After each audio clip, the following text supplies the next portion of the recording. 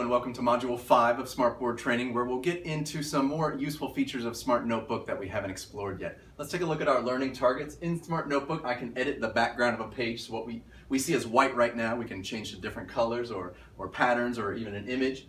I can use the clone tool in the infinite cloner to duplicate objects. And when I say objects, that's anything that we put on the canvas. Basically, pen input, text, images, even the lines, the shapes. All that stuff we can clone, just make a copy of, or we can infinitely clone to make, well, as many copies as we want. We'll see how that works. I can use tables to organize and display information. I can add a link that opens a file or website when an object is clicked. So anything that we've added, we can assign a link to it. You tap on that object and then you go out to a website or you open a file that you've got saved on your computer. I can add shapes or pen input to an image to hide certain parts of it. We'll see an example of a big image with lots of labels on there. Well, you may want to hide those labels and then change it into an activity where you actually have those labels as mixed up and then ready to add back into that image. I can use the erase to reveal technique to show hidden information. This is kind of like filling in the blank. We can basically hide information with pen input and then erase it to reveal it. And we'll see how to make that look smooth. And then also using object animation to show hidden information. So basically these two objectives accomplish the same thing, just two different ways to do it. This is maybe a little more like PowerPoint if you're used to some animation there.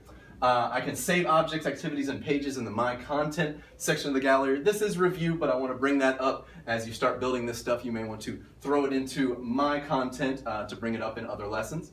I can use the screen shade to hide all or some of a page, and this is just a feature in SMART Notebook that will show off.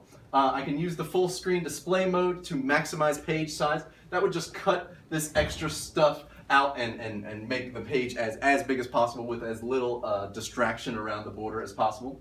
I can use the dual page display to show two pages at once. There might be a reason to show actual two different pages side by side. You can also pin one of those pages, meaning you can go to various pages on one side and then use the other side as just a page that just stays there. Maybe it's got some targets on there that you would like to continuously show while you flip through different pages on the other side. I can customize the layout and location of the top toolbar. That refers to this toolbar here. There's some tools that either you may not need that you can get rid of, or some tools that you might want to add. So we can customize that. We can also customize the location, basically whether it's here or down here. It might benefit some people to have it down here if you happen to be shorter, or if your kids happen to be shorter, they can access that stuff at the bottom. We can also change the location of the side tabs, which are here. They can also be on the other side if you tend to stand on one side or the other of your board. Let's get to it.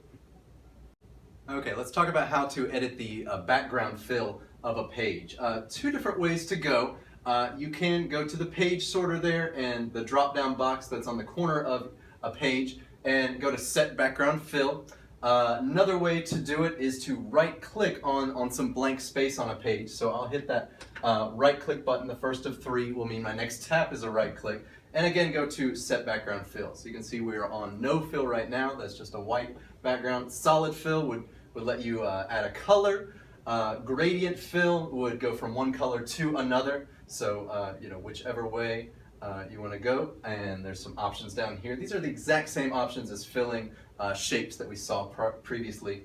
Pattern Fill, it's kind of hard to see the usefulness of this, but maybe this will probably end up looking really ugly, but I could choose, I don't know, a couple of lighter colors, oh gosh, and maybe get something out of that. And of course, definitely tons of different patterns to browse there.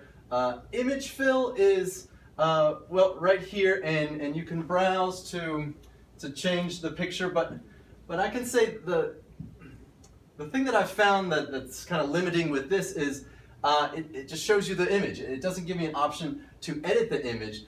Really, if I was putting an image to a background, I would actually increase the transparency, make it more see-through, so it wouldn't be so striking against the text. So I do want to show how I go about that. It is kind of review, but so let me go back to my background fill. I'll go to No Fill and just insert an image. Now I can also, to insert an image, of course we saw a couple different ways to do it, but I can insert picture, Let's imagine I did want to use that beach picture, and now, I would just have to line it up right, so it takes a little more work. I'd have to increase that transparency, and notice it's still technically in front of the text, so I would drop that down and with order, move it to the back, send it to back.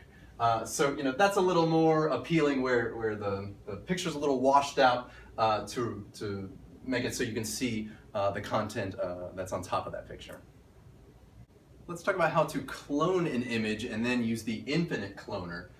If I just pull some random picture, well, actually, let me make a new page and then pull a random sandwich into the view.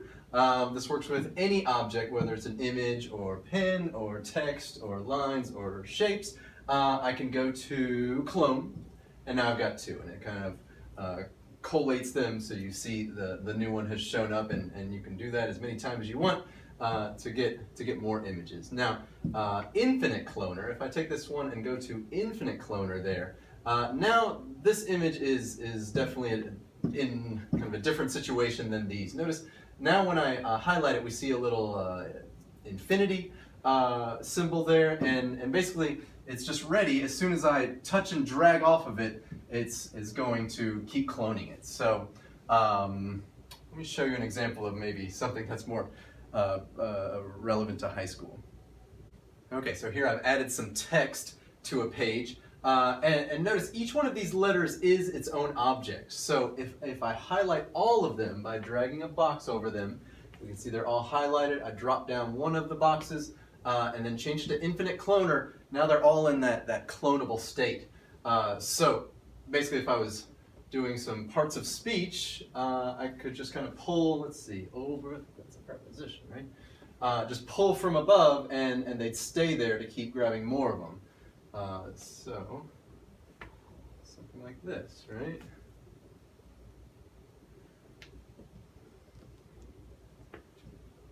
All right. English teachers, how'd I do? Now let's take a look at how to add a table in Smart Notebook. I'll go ahead and make a new page, and I want to click this icon here that looks like a table. Once I do, a grid pops down, and this is how to choose the dimensions, and you can actually drag around to tell it how many rows and columns you want. So imagine I was trying to do the number of students I had in my classroom. So something like that. Let's see, 7 times 5. Well, 35 might be, let's see, let's go with that right there. So think about tables is to move them around, I have to use this handle here. Remember, that is different from any other object where I could just touch the object itself and move it around. If I try to touch the table, well, I'll start actually manipulating the table. So I want to undo that. If I'm not selected, the way to select it isn't just by touching it, it's by drawing the box around the whole thing, and then I get that handle here. Here's my resize, just like other objects, and of course the drop down, just like other objects, is there. But what I wanted to show, of course, all the standard stuff applies. If I click and type, I can type whatever into there.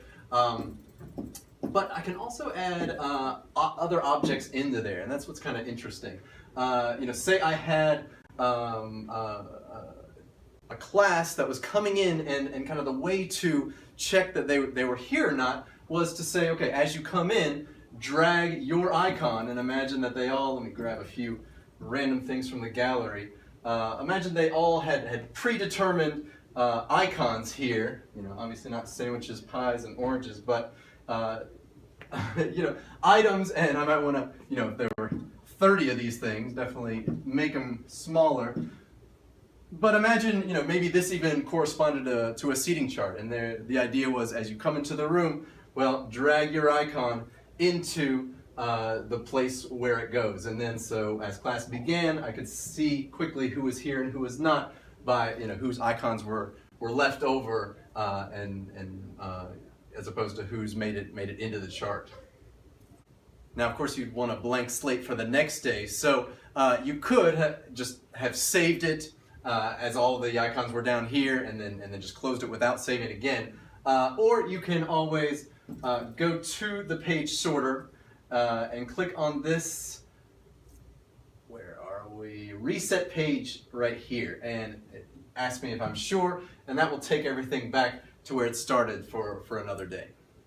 Now let's talk about how to add links to an object in Smart Notebook. If I create a new page, I'm going to search the word button, which I've already done here, and in the gallery we get a few options, because basically I want a button that I can press and have it go out to either a website or link to a file that I've chosen.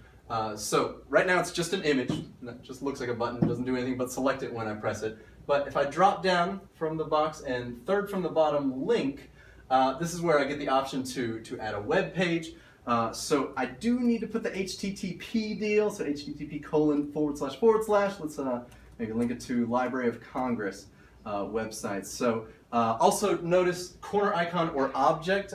When it's on corner icon, it will give me a little world right there that if I tap, that's the link that sends me out to the website. The other option, select it, hit link. The other option, object, means if I just tap anywhere on the button, it'll pop out to that external link. Downside to that is, every time I hit it, it'll go out there. So the only way to select it is to draw that box over there. Let me show off how to link to a page in this file. That's another option.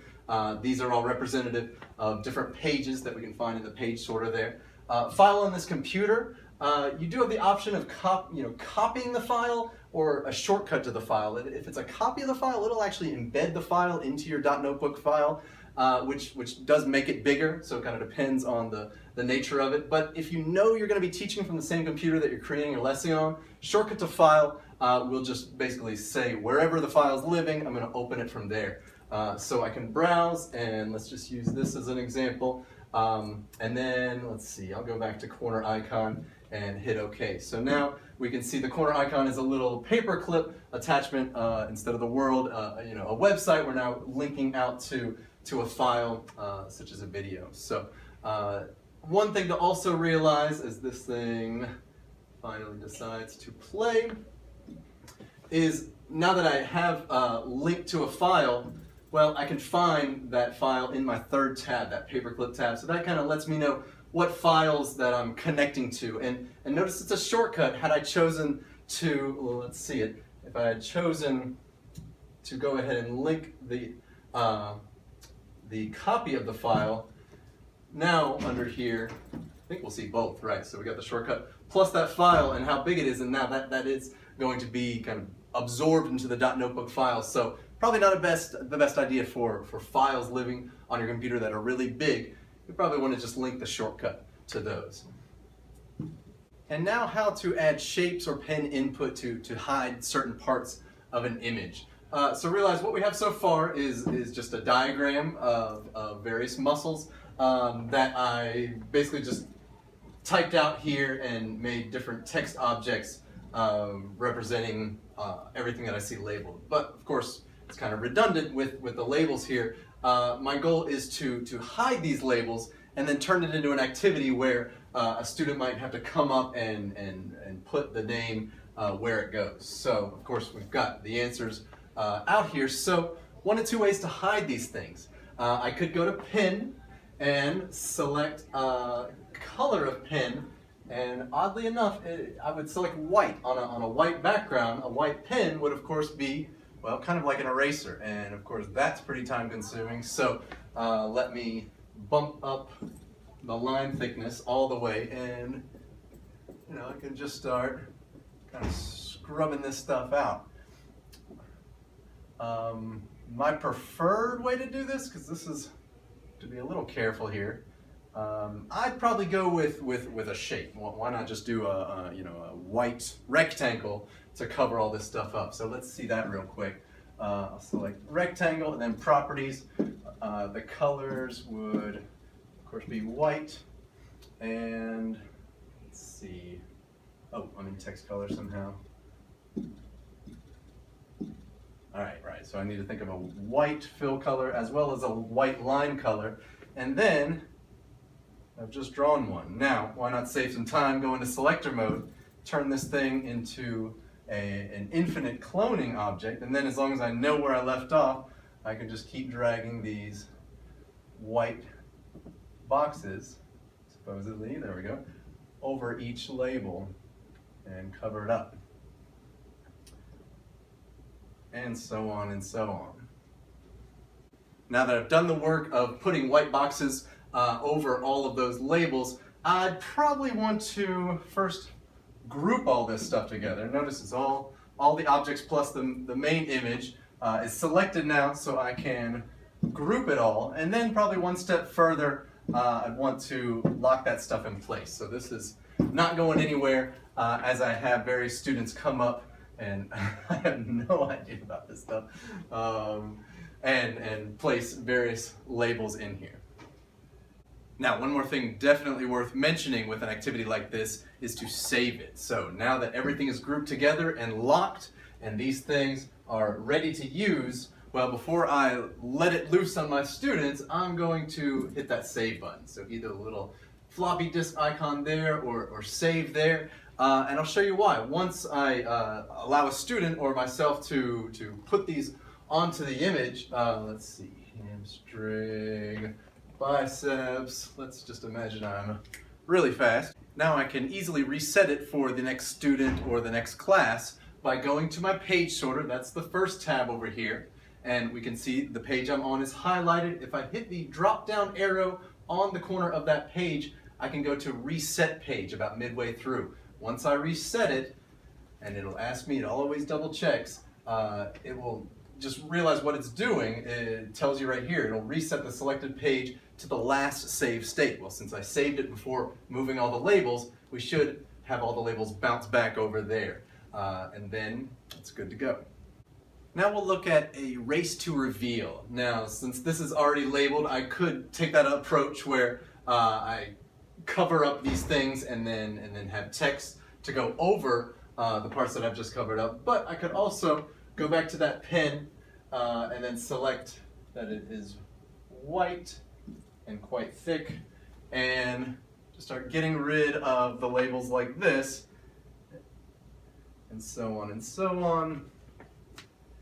And then, as I'm teaching and maybe calling on students or revealing the answers, well, the way to reveal them now is just to have the eraser. And maybe it's a good idea to do the thickest eraser, because basically, what is that? Well, that's what now I'm erasing to reveal the answers. So another way to hide information and then show it. Now let's take a look at using object animation to basically do the same thing, to reveal information that's hidden. So just like before, I can cover these things up one of two ways. I can use a white colored pen that I probably want to make pretty thick to hide some. Now, the weird thing is, if I start going really fast, like if I quick do this one, quick do this one, quick do this one, let's see if Smart Notebook, it actually considered that one body of pen input, if that makes sense. You see, if as we reveal what that is, they're not separate objects. So I'd probably err on the side of putting in shapes, because shapes are always going to be each one its separate object. Otherwise, I'd kind of have to go back in here and go to grouping and ungroup things. And then, of course, even then, now it's a little messy because, I was expecting 3. It looks like I got 1, 2, 3, 4. So I kind of have to do some detective work to find out, which one is not doing its job, or maybe it's just one extra one. Anyway, to me, my opinion would be, let's get rid of all this stuff and just use a rectangle. So I'm going to go back to rectangle, make sure it's the same color as your background, in this case, white fill and a white line color. And then from there, it's probably easier to just quick run through with rectangles, and also knowing that I'm not going to run into the issue where these things will automatically be grouped together. So here we are, and of course I know where all these invisible boxes are because the lines lead to them. So basically I'm going to highlight them all, and this is a lot easier because the main image is locked, so it's not going to end up highlighting that as well. So in the selector mode, I'm going to draw the big box around everything, and notice we see them all. I'm going to go to my Properties tab, and remember that's the 4th one down. You can also get to Properties by the last menu item there on any of the drop-down boxes. And then let's go to this object animation. So what we basically want to do is have these things disappear when we want them to. So all these things are selected, the type of animation we want, and we can see all the options here, but I would like it to basically disappear. So I'm gonna select fade out. A direction isn't applicable. Speed, normal's fine. When the object is clicked, that's fine. Again, I'll know where to click because it's just where I know the word will be. And now it's good to go. So let's try it. Click off of here, and basically as you're teaching or as a student's up here, you can basically just have them click on where the word will be, and appear it will. There we go. Realize, unlike with erase to reveal, where I had to reset the page, if I navigate off this page and then back to it, it will be reset because that animation is set to go in the same way every time. It's set to fade out as these objects are clicked. Let me show one more example of the object animation to reveal hidden information. We can see I just used text to type in some sentences, and basically I've got the keyword there hidden with a rectangle. And I did not put a line underneath, basically because it's actually really hard to, let me see if I can demonstrate this. You know, I've got to fit that box right over the word, and you know, that's a move that has to be exact already. If I also had to worry about getting it just high enough to leave the underline, but still cover up the word above it, that to me is not worth the effort. If you really want lines on this activity, I'd recommend just going to the line tool. You know, you might want to even pop in all the words so you can see how they're going to look, and then go to the line, just do a simple line, and then these guys won't go away.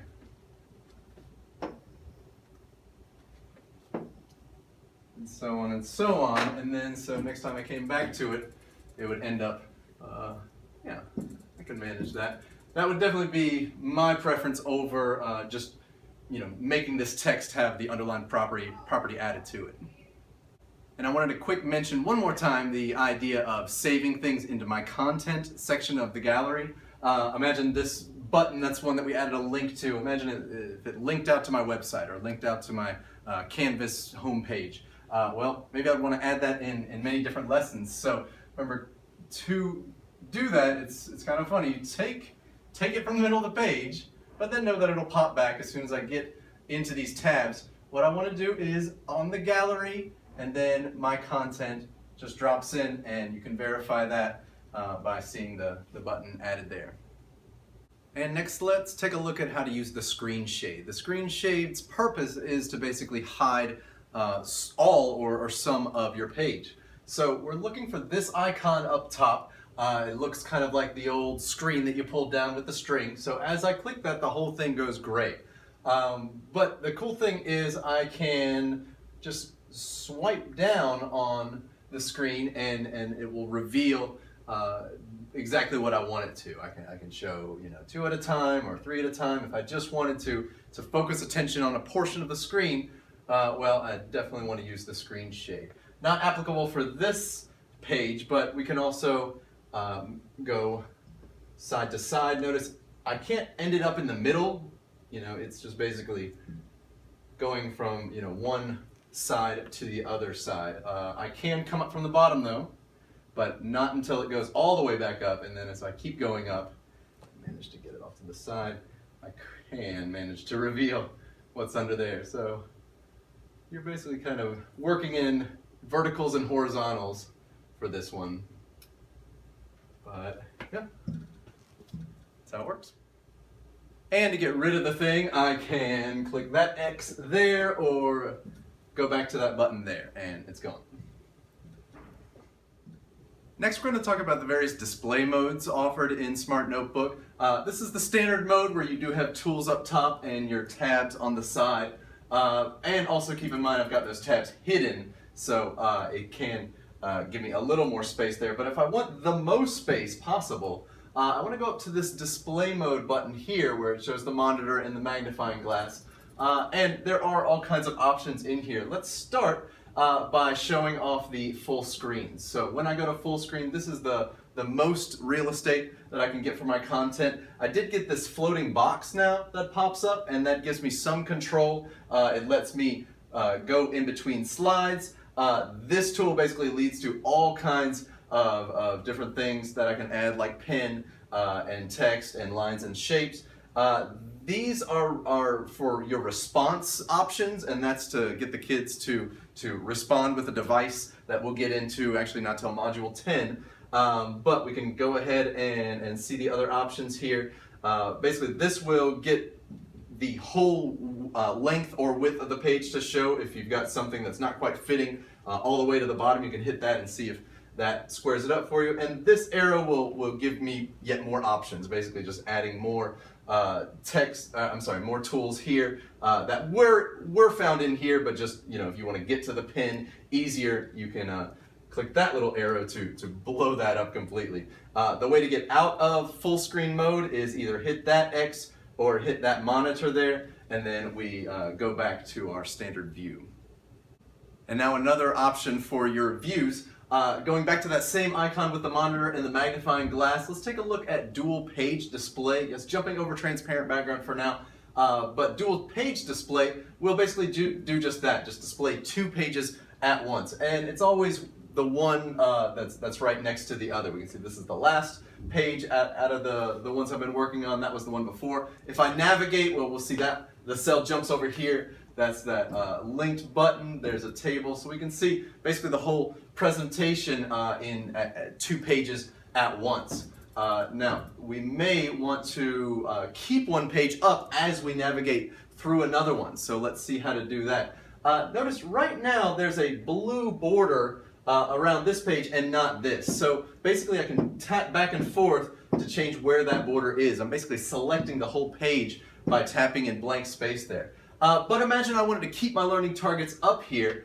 and so I'll go here and then to view, and then basically, under dual page display, I want to pin page. Of course, we can see that it's on, just another way to engage it, but pinning the page will pin that highlighted page. Oddly enough, it does go over to that side, and we'll see, well, it went over to that side for a second, but we'll see basically this stays as I navigate to the other pages here. And then to get it off that dual display with the pin page, I will just go back to where I went before, dual page display, and then pin page is done. And then, of course, that would also unpin that page if I just went back to my single page display. Notice where it said dual page display before, it now says single page display, and now we're back to with just 1 page per screen. Okay, last thing in this module, I want to talk about how to customize the layout and the location of these tools. You might find that you are not using some of these tools, and you basically can just get them out of your life. And you might find that there's some tools that you may find useful. One that I've found, for example, is this tool that lets me get rid of just pen input. So notice if I were to pen this thing up, and of course I could erase it or do the circle to erase thing, but I could also just do that 1 tap. So that to me has sped things up, so I chose to put it up there. Now let's talk about how to do that.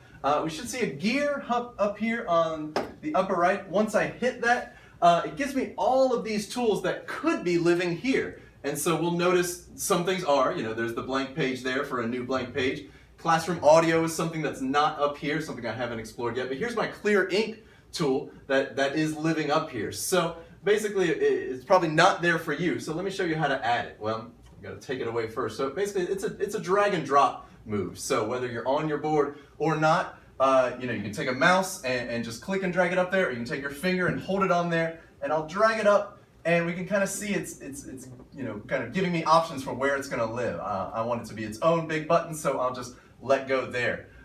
You may find that you never use these handy measurement tools. Some will and some won't. So if I want to get rid of that, I just drag it on down, and it should disappear for me. So kind of run through these and see if any of them would be something that you'd use often. You know, there's a single button that could just get right to dual display mode. You can quick clone something or quick clone a page. Of course, you know, all these options exist sometimes in the menu that comes down when you click that upper right icon, or in some of these menus, but this is just the way to get to them as fast as possible. So again, all of these can live up here, and then, you know, anything you see up here that you don't end up using, you could drag it down here. And friendly reminder, we got here again by hitting that gear. Now you could go and explore these add-ons, and these are handy. You know, you might find you know, things are kind of tricky to line up. Well, a lot of these will help you line things up in one way or another. There's some more math tools that you could make a permanent part of that top toolbar. And then tools here, basically, if you know, this is probably more for like if one disappeared accidentally and you want to get it back, because I think most of the things up here are here. You might just have to drop down to get to them. You know, for example, I'm thinking of the pins.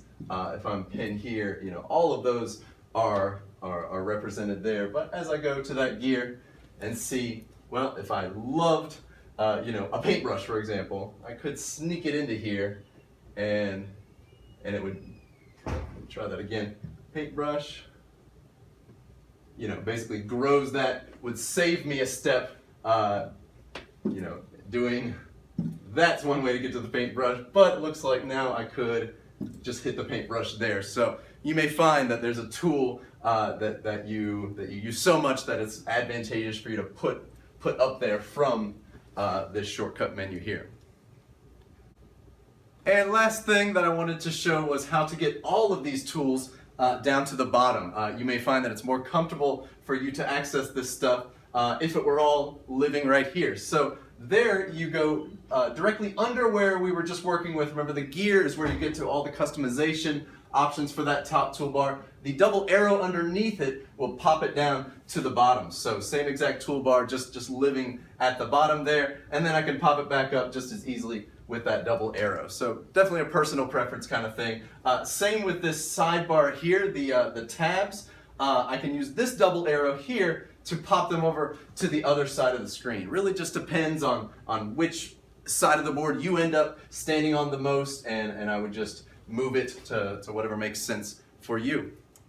All right, and I think that is the end of Module 5. Please contact me if you'd like me to meet with you and go over this stuff face-to-face. I'd be happy to meet you in your classroom or in the Media Center of TC Robertson. Definitely looking forward to seeing what y'all can come up with using such things as the background and the cloning tool. Remember, we had the ability to infinitely clone stuff, the tables, the links that we added to objects, and then where we're hiding and revealing and able to make activities where information is hidden, and then we either drag another version, like the text version of that information, over it, or just reveal the information that was naturally in the image anyway.